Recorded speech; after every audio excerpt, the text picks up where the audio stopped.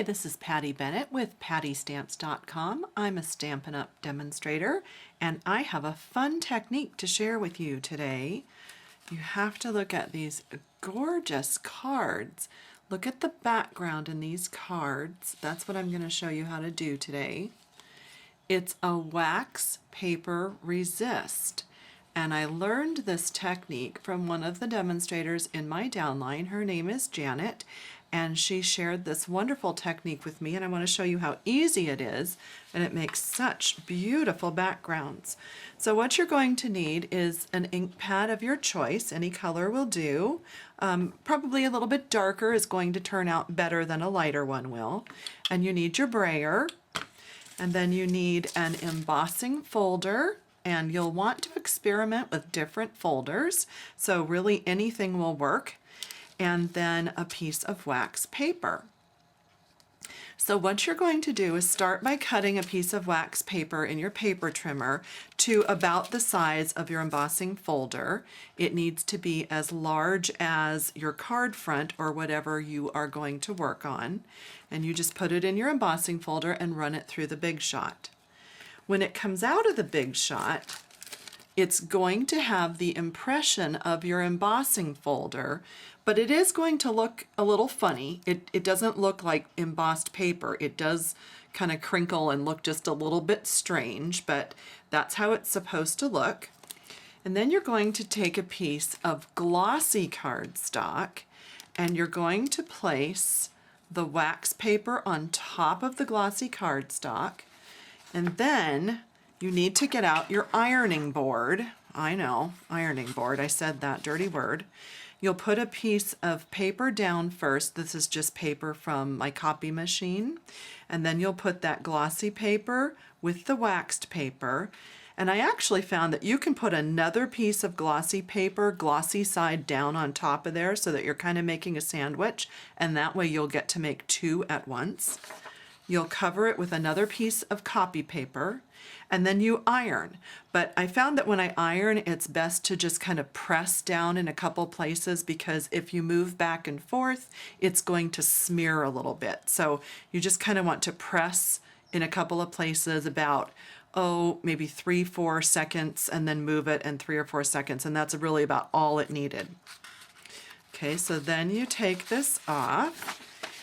And you're really not going to see anything, but the pattern from that embossing folder is there. And it almost looks like nothing is there. So at first I thought it didn't work, but it actually worked. And it's very cool. So let me show you how this looks when you use your brayer and your ink pad. So you use your brayer and you roll it on your ink pad. And it doesn't take as much ink as you might think. This is plenty, and this would actually probably do 2 of these card fronts. And then you're going to roll it across, and you're going to roll it in all directions here. You don't need to ink it back up. As you can see, it really does the trick. And you get this gorgeous pattern. And almost every one of these is going to come out just a little bit different, because just depending on how hard you may have ironed or how it went through the Big Shot, it just gets a little bit of the impressions slightly different on each one. So then your next step is you just take a Kleenex or a paper towel, and you just want to rub off any excess ink. The wax that you transferred to the glossy paper has made a resist. And so there is still a little bit of ink. You can tell a little bit of ink stayed on top of the waxy part. And so then it's just all pretty and ready to use. And you can layer it on your cards. Let me show you that finished sample again. So there it is in the background. And this is Marina Mist ink from Stampin' Up! In the background. And this is Perfect Plum. And I thought this was really gorgeous. I think that made a really pretty background. I could see this maybe in red, and it would look like a bandana. Wouldn't that make a fun card? A couple of others that I tried in addition to the lacy brocade embossing folder. You can see that I did a few others, and you can even do 2 colors of ink, or 3 or 4, or make a plaid or whatever you'd like. You can see how they all just come out a little bit different. Such a cool technique. I wanted to show you one other really quick tip on this card, and that is for coloring this image here. This is from the Serene Silhouettes stamp set, and you can take 2 colors of markers and color the stems and then color the flowers.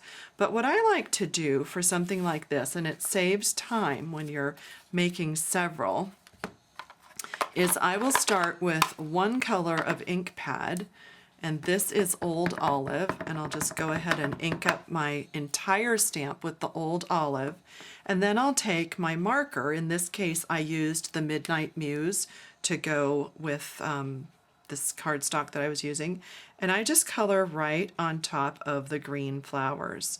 And then I might scribble off a little bit because this is actually picking up some of the green ink. And this really doesn't hurt your marker. You can just scribble off the green and it's right back to being Midnight Muse. And then when you stamp that, you're going to get your 2-tone stamping, but you didn't have to color the whole thing with markers. It's just a little bit quicker. So you can see how pretty that comes out in the 2 tones. All right, so I hope you enjoyed that wax paper resist. Hope you'll try that with some of your cardstock in your brayer and your embossing folders and a piece of wax paper.